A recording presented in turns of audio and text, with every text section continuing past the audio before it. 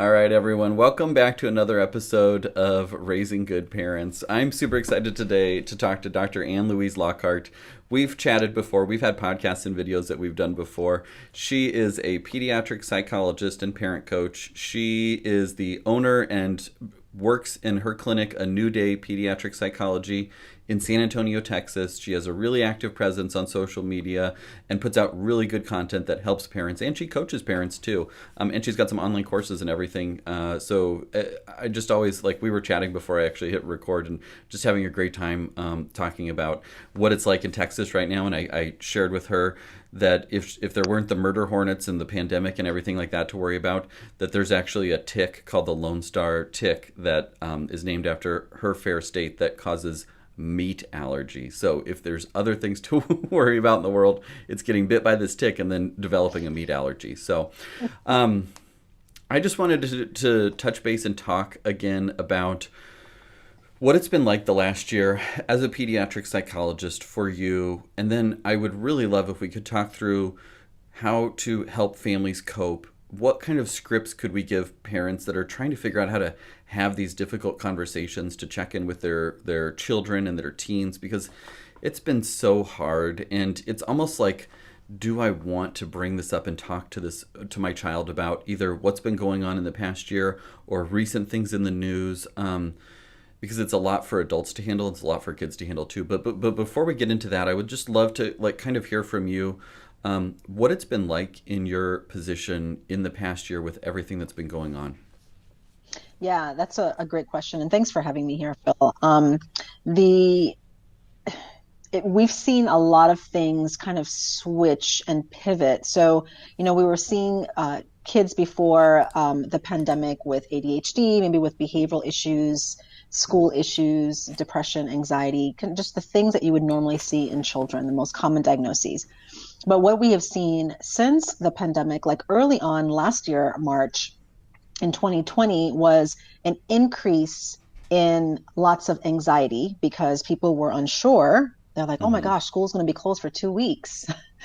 And Oh my then gosh, as it right. kind of expanded and expanded, I really remember that we're like, well, are they not going to go back to school? Like, what are we supposed to do about that? Like, I don't know how to homeschool, and so I think Right. there was a sense of worry and being unsure of what was going to happen.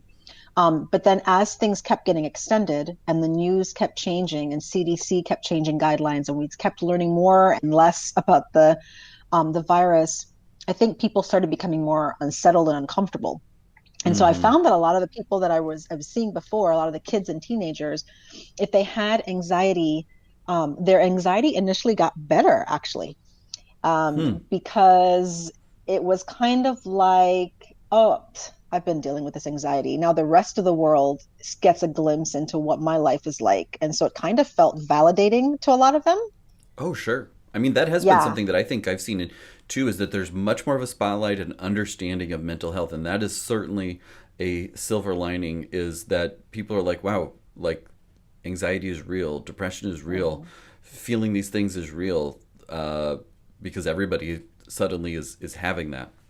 Right, right. And then questioning, it, is what I'm thinking accurate or can I get sick? So it was like based on actual real fears. And so a lot of our behaviors that looked irrational, like wiping down grocery bags and spraying our boxes delivered by Amazon with bleach, like that Right. seemed excessive. But because we didn't know how this was transmitted, I mean, a lot of these things seemed like over the top, and these were experiences of a lot of people with anxiety. And so I saw an initial kind of like things getting better, and then they got worse again because got extended. Now we're not going back to school until, well, maybe the end of the spring. Okay, well, definitely Mm-hmm. by fall. Okay, maybe by winter. There's some companies that I'm talking to that they're not planning on having the employees come back until fall of 2022. Right. And so I think this whole idea of working from home, I think it initially appealed to people because they felt like they can get a break. But it's, again, it brings with, now you're home with your partner, your spouse, and your kids, and you're having to work and homeschool and never getting a break. And if you did get a break, where are you going? We can't Right. travel. We can't really go out to places. It's not as enjoyable. So what I'm seeing a lot, especially recently from families, is they're just exhausted and they're Mm-hmm. stressed and they're They're irritable and frustrated, and on both sides, kids are feeling it, parents are feeling it, and everybody's just getting on everybody's nerves because it's not normal to be around your parents and your kids all the time. Even for homeschool kids, Right. they were around their parents, and then they were around friends, and then went on field trips, and then they were in co-ops and sports, right? So even in those situations, they still had a break from one another, and parents could at least go out and do things with friends and Hmm. those kinds of things. And what I'm finding is that people just don't have a break, and they're exhausted. I have seen that in so many different ways too, in our family, in families that I work with, and everything like that. That it's just really been a challenge to maintain the stamina. And I don't think Yeah. anybody. I mean, obviously nobody was designed for this, and so it's breaking a lot of families, and a lot of teens are having a really hard time, and younger children too, just with the idea like it wasn't 2 weeks. I don't know if I can trust the people that were telling me it was going to be 2 weeks because we were so far off the mark. I was like, yeah, I mean, I in 2020, I was like, well, gosh, maybe this thing will be better in time to have Easter, but I'm not really sure if people are going to have Easter. Sometimes I look back at my posts from last year and they were so short sighted because it was like, okay, guys, let's batten down the hatches because then we can have a nice Easter and get back together with the loved ones. And now we're a year in and we're still like, I mean, where we are. Right. Um, so nobody was planning for this. We weren't prepared for this, and I've seen a lot more anxiety in my practice and a lot more depression too. That is significant, and I'm sure that you have too. Yeah, I definitely have. And I remember too, you're exactly right. Like last year, I had a colleague in New York City, a fellow psychologist, who she had sent me a text because I remember my husband and I were at a conference right before it was announced. And our kids were with their grandparent, their grandma, and he and I were at a conference, and we were at a hotel, and we had gotten the news that there's some virus or something, and we're like, oh, it's overseas, we're fine. So she's like, hey, what do you think about this and how are you preparing? And I'm like, I'm not. Like, it's not a big deal. Right. And so it's just amazing how, because we didn't know lots of what was going Right. on. And so I think that what I tell a lot of parents is that usually when there is a traumatic event or a life-changing event or a transitional event, we at least can prepare for it. Like even growing up in the Caribbean for myself, we knew when a hurricane was coming because it was hurricane season and we could track it. So even if it was going to be devastating, at the least we could prepare in some way. Mm-hmm. But with this, we couldn't prepare for it. And the length of time that it's lasted in psychology world, they often say that it takes about 3 to 6 months to adjust from a transitional event. And so when it takes beyond that, that's when you have an adjustment disorder. But that's if the event occurs and there's no other events occurring. So Right. you move to a new state and you've moved from all your friends, and so then give it about 3 to 6 months and most people will recover and transition. But this is an event that has not, there is no end. Like it has Mm-hmm. happened and it continues to happen. So when people are like, well, shouldn't I be like transitioned by now, shouldn't it be like easier by now? I'm like, well, no, because it hasn't ended yet. Like we're Right. still going through it. And I think that's why people are really pushing to get back to normal even before it's time to get back to that quote normal, because they're wanting their life back. Mm-hmm. And so sometimes there's a lapse in judgment because of that. Well, it's hard too because we don't know what like next month is going to hold. I mean, things have gotten better, but honestly, like it's even hard to talk about specifics because by the time this airs in 2 weeks from now, we could be going back the other way and everyone is battening down the hatches for another surge, or things are continuing to improve and everyone's planning their Memorial Day, 4th of July sort of events to reopen. So there is no like bookend on this either, and it's Mm-mm. gonna kind of ghost out. I feel like that's what the end is going to be, is like, are we still in a pandemic? Like, did we officially call it? I mean, I felt like when you were talking about last school year, like eventually it was just kind of the writing was on the wall. It's like, okay, I don't even know that they really announced like we're not going back to school. It was kind of just like we're just gonna not. I mean, obviously we're not gonna go back to school, guys. Like everybody, it should be clear to you all that this isn't gonna happen. And if you left stuff at school, we're gonna arrange to have you come get it because there's no end date in mind. And I remember that because I kept thinking, okay, well, there's 2 more weeks left for school. Are they going back? And Right. I remember when I would go out and to get stuff from like my office or whatever. And I remember when the roads were just so empty, and I love like um end of the world kind of movies and stuff like that, and apocalyptic stuff. And that's what it felt like. I like Mm-hmm. expecting where are the zombies at, because it just Right. felt so surreal. And that was the feeling I kept getting, that it felt weird. It felt very surreal. And it felt like just unreal. And so I think that's where a lot of people had a hard time accepting it, which is, the initial stages of grief when we're going through it. We're in denial. Like, this isn't really Mm-hmm. real. This isn't as bad as we think it is. They're just making stuff up. They're blowing it out of proportion. They're lying to us. Like all the things that we say to make it okay, because it's a brand new set of events that we're dealing with. And what I've been educating a lot of parents on is that when we're trying to equip ourselves with adjusting to something and to with our kids, it's that if we don't have a schema or a filing system for something, then we don't know how to react to it. So, meaning that if you have a kid who's never been picked on by a bully, then when they're probably not going to react very well because they don't have a Mm. schema. They never had an experience Right. with it, or maybe you never had a discussion with them about what to do when. And so we've never really had a schema about what do you do when there's a pandemic. Now, our military and our Right. government has had these plans, and they have those things. That's why they train for these things. But as a general human citizen, we don't know, okay, when there's a pandemic, this is what we do. Sure. Which is why people went crazy in getting paper towels and toilet paper rather, and bottled water, and then buying up everything. Because like, Right. oh, that's what you do. You clear off the shelves with toilet paper when there's a pandemic, although there's no symptoms related to diarrhea or pooping. Yes. Because that's Or the and water supply at risk or or the something water like that. supply, But when you right? don't know, it's like, okay, this is something I can control. I'm going to order more paper towels, toilet paper, and bottled water. Now I've done something, and that's something that I Right, can do and have control over. right, right. And so it's Gosh, kind of remember the this. days of the toilet paper? I feel like that was Oh my like 10 years gosh, ago. I can't yeah, it believe was I'm telling you, ridiculous. like, Joe Tiger, what was that show? Tiger King came out Yes, in March 20th of 2020, which is just amazing to me that it was only that recently. wow. I never actually watched that show. But Feels like yeah, it's it's like, old we're now. looking at, yeah, we're just looking at these things and we're like, okay, I want to feel like I'm in control. I can't do anything else. I can't control this virus. I can't control when I go back to work or the kids go back to school, but I can control stockpiling paper Right, products. right.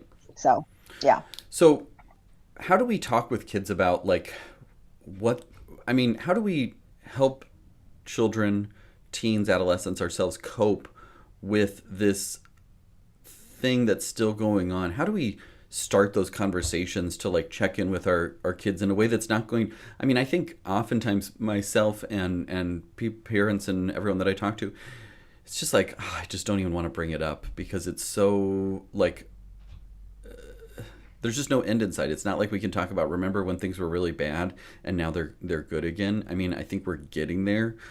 How do we have that conversation with our 5-year-old, 10-year-old, and 15-year-old?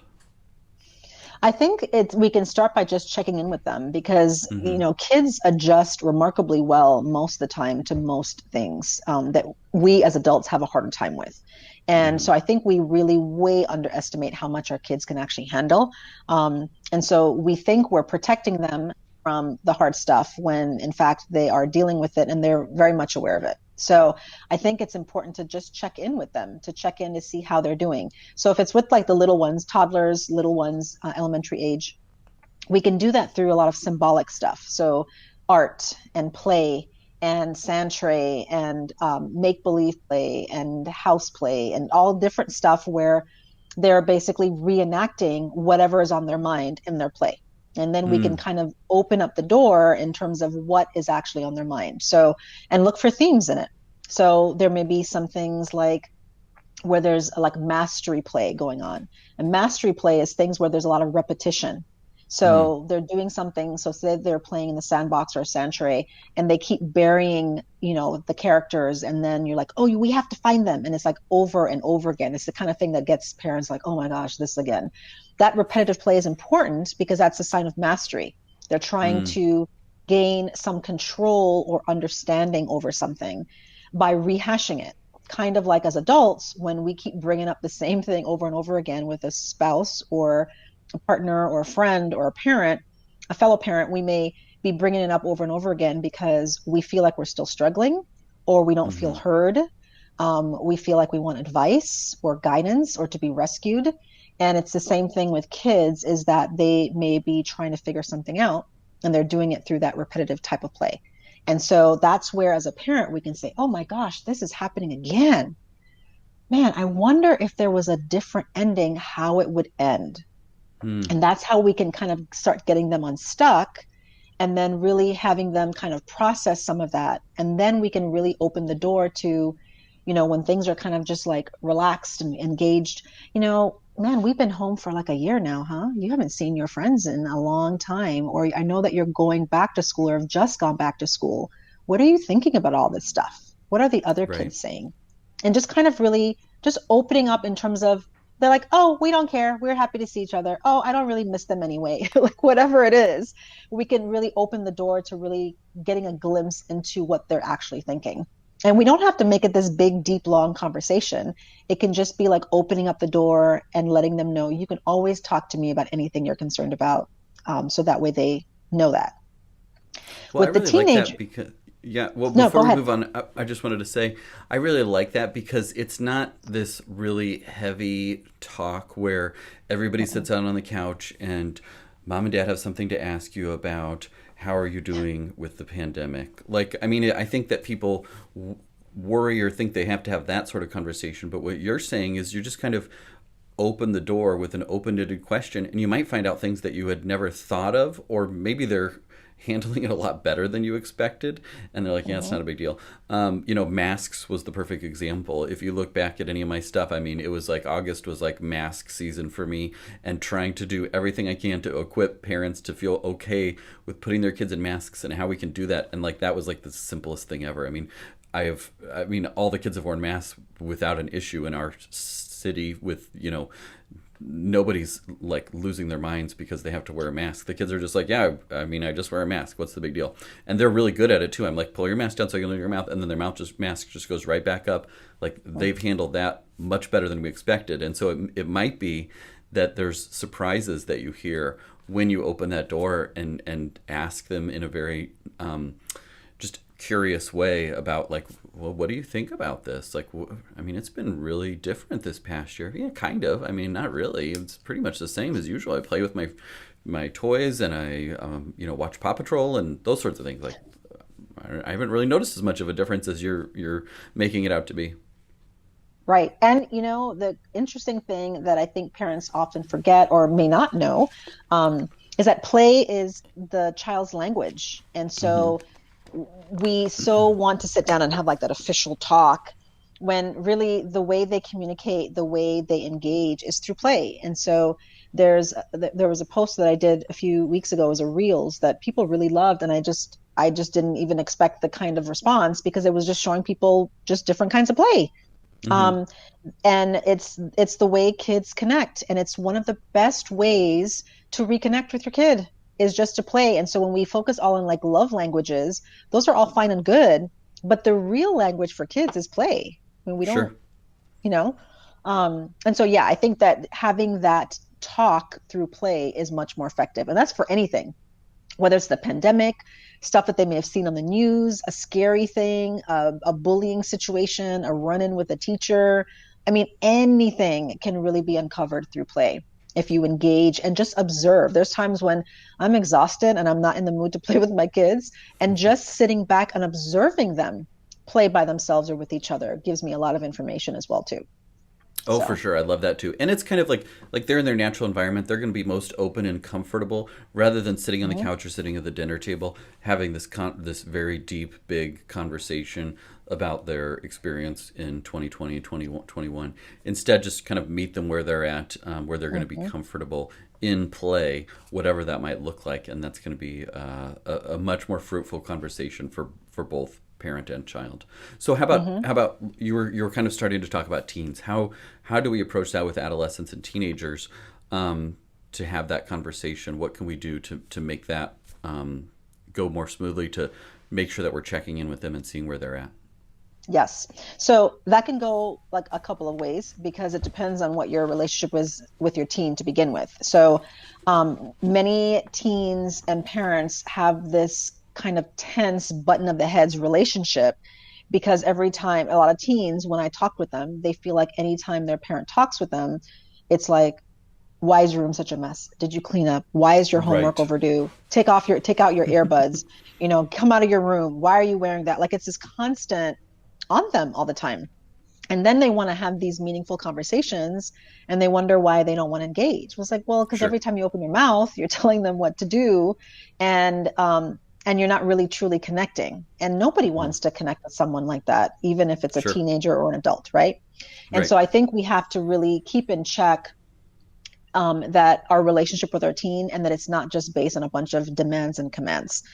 Um, so I think that's important. I think another thing Okay. is to make sure that what I found is a lot of parents are being sticklers about things and they're not just letting things go. So, Mm. me, from personal experience, my kids are 8 and 10, one almost 11, and we were really strict about screen time before the pandemic. You know, no screen time during the week, only Mm-hmm. on Thursdays for like an hour, on the weekends, afternoon, like really strict about it. And then the pandemic hit and everything was online, schooling was online, and they were home all day long. And so we're like, okay. So we had to kind of loosen up the strings on it. We're like, Yeah, we're there's gonna. no way.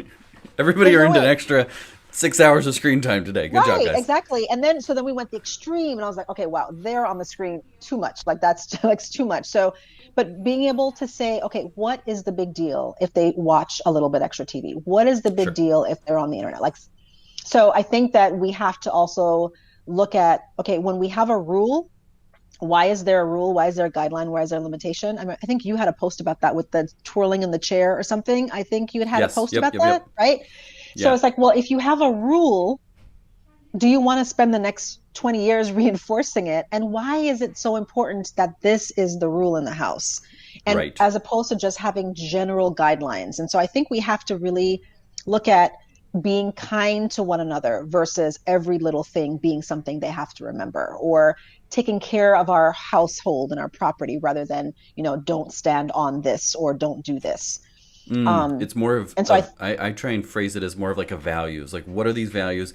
Do yes, our rules support that, or are they getting in the way? If we value togetherness, but the rule is you have to eat your food at the table. Like I can't think of a good example off the top of my head right now. But if the value is togetherness, what rules are supporting togetherness versus which are detracting from that? And I think parents often worry that if they change a rule, then makes them look weak. It makes their yeah, child think that they can walk all over them, or that they're going to be spoiled. But in reality, I mean, in your office, the rules change sometimes. Like the things that we do in the world change. The rules do change, and mm-hmm, that doesn't diminish your authority as a parent. It just shows that you can be flexible and that you can exactly. respond to new situations, which we would hope that our children will be flexible when new situations arise, whether it's at school or at home or in a pandemic or something like that. We want them to be flexible, but then we impose these really rigid rules that we said once and feel like we have to enforce forever, even though it's not serving anybody, and it's just we're serving the rules instead of the rules helping our family. Right. And a lot of parents do, I totally agree. A lot of parents feel that again, if I bend or I give in, then they're manipulating me, they're taking Mm-hmm. advantage, they're running the household. And it's like, no, there's times when, my kids will say, hey, I think that we should be allowed to watch TV tonight on a school night. And I said, really? Tell me more about that. And they're like, well, we've been doing really well in school and we've been staying on Hmm. top of our stuff and we don't have any homework tonight and we could just hang Right. out as a family and watch a show. And I was like, that's a great point, you know? And so it's Right. telling them, I value your opinion, I value your insight. You can have a say in this household. And, you know, instead of just shutting them down, is being curious. And that's a big thing for elementary age and definitely for teenagers because they have a lot of ideas, thinking that they have great ideas. And many times they get shut down because they don't feel like their opinion is respected or heard. And so I think with that, I think that is all of that foundational stuff is so important so that when you want to have the discussions about the important things in the world and in their life, they're more willing to listen to you because they know that you listen to them. And so, you know, that if we're saying to take their earbuds out or to be around the family more, but you're not having anything productive to say, you're not fun to be around, you're just nagging them all the time, why would they want to be around you? Right. And you know, why would they want to talk to you about anything? And so we really want to have a relationship where we can just say, hey, you know, how are things going? Or you know, they're like, I don't feel like doing my homework today, I'm so exhausted. I'm like, oh, I totally get it. Or I don't feel like logging into Zoom this morning, can I have a break? Tell me more about that, what's going on? Rather Hmm. than say, no, young man, you better log in right away. Like, listen to them, be Right. curious about what's going on in their world, enter their world, so that they are going to be more likely to talk to you about the hard stuff if you are not making a big deal about the stuff. Like, yeah, it's good that they log into Zoom when they're supposed to, but do they really have to? Do they have to get it all done today? Do they have to log in at the crack of dawn? Can they wait? Right. Can they get a break?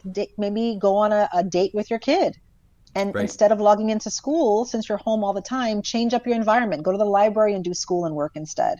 Go to a coffee shop together, have breakfast Hmm. together outside at a picnic. Like, change up your environment and change the connection so that they know that it's not just about school, school, school, that and more things, more chores. It's also about, like you said, Phil, it's like the togetherness. We value togetherness. Maybe the togetherness is watching a movie on a school night, and that's Right. the together rather than saying no screen times during the week.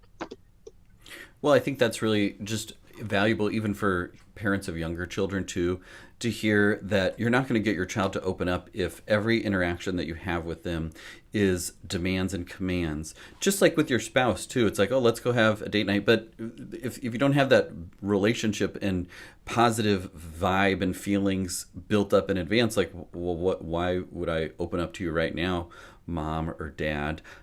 Because all I get is, demands, commands, and you're not doing a good enough job. So before you try and enter this conversation and find out how they're doing with the pandemic, if they're having more anxiety or depression or things that you're worried about or that are cycling through your head that you're worried about them, you kind of have to meet them where they are rather than trying to bring them along to where you are. And sometimes that just takes a little bit of forethought and planning, like you said, and making those special moments to connect with the child and allowing them to have some control over the situation, whether it be, not participating in Zoom or having a morning to just kind of relax or catch up or change things up a little bit. That just shows that you're committed to more than just the rules and more than just making sure they do everything that they're supposed to do in a very rigid fashion, which most teens will rebel against appropriately, because we want to teach them to be flexible. We want to teach them to express their opinion and not just do what people tell them all the time. Right. And there was an analogy that I used a few weeks or months, I don't even know, back, of the whole idea when people say, well, what do I do when my teenager pushes?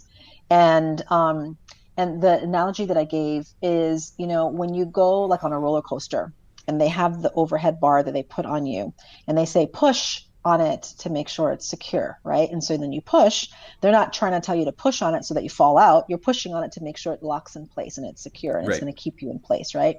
And I was saying that that's kind of how the relationship is with our teen, is that when they push back, they're not pushing you away. They're pushing to make sure that you are a strong force, that you're stable, that you have their back, and that you're not going to say, you're too much for me to handle. And no kid wants to feel like they're too much for their parent. Sure. And so when they push back, if you as a parent then pull away and abandon them emotionally or physically, then they've learned, oh, I can't rely on you. But Mm-hmm. instead, if you remain firm and you say, I know that you're having a hard time with this, I'm having a hard time with this, I'm here for you when you're ready. And you just stay firm, not pushing and being pushy about it, but also not running away. It's such a hard balance as a parent to know what to Mm-hmm. do. But it's to know that, okay, in this moment, you're just not ready to talk about this, and I get it. So when you're ready, I'm here for you.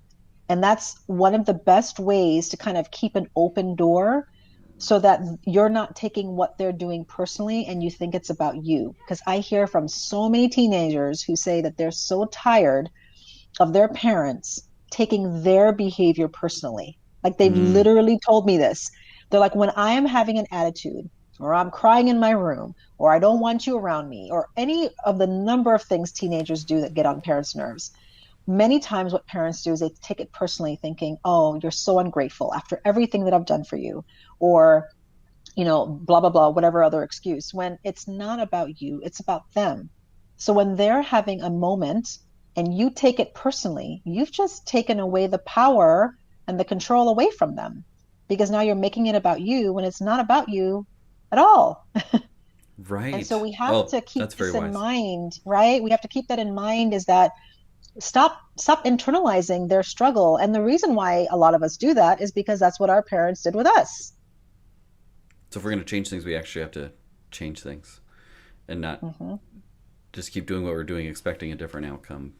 Exactly. That Repeating the that is cycle. really, I really like that roller coaster analogy. I think that's one that people can relate to and see what that really Mm-hmm. means, and how that works. So, oh, Mm-hmm. this has been really helpful. I think it's been nice, and there's a lot of heavy stuff that we've gone through in the past year, and I think our children and teens by and large are handling it quite well, and we can help especially those that are having a really hard time with it if we can be open, if we can be present and show up and just be there for them and show up in that way so that they are able to talk to us and not pushed away.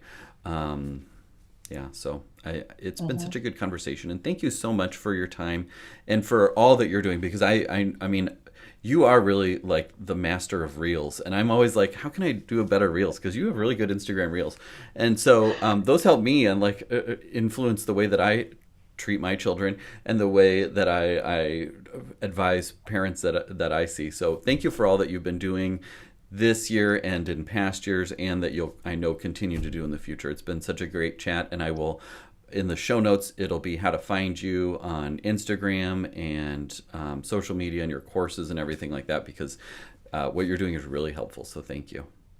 Thank you. And thanks for everything that you're doing on the medical side of things, because I think the information you're sharing is needed and important. So thank you. Thanks Oh, for I really having me here. appreciate that. Thanks for watching. Before you go, will you hit the thumbs up like button, because that will make me feel great and it will make you feel great too. Hit subscribe so that you don't miss another episode. And if you have a question that you would like me to answer, just text me. It's 402-256-0768, and I will answer your questions live in an upcoming video. Keep up the good work.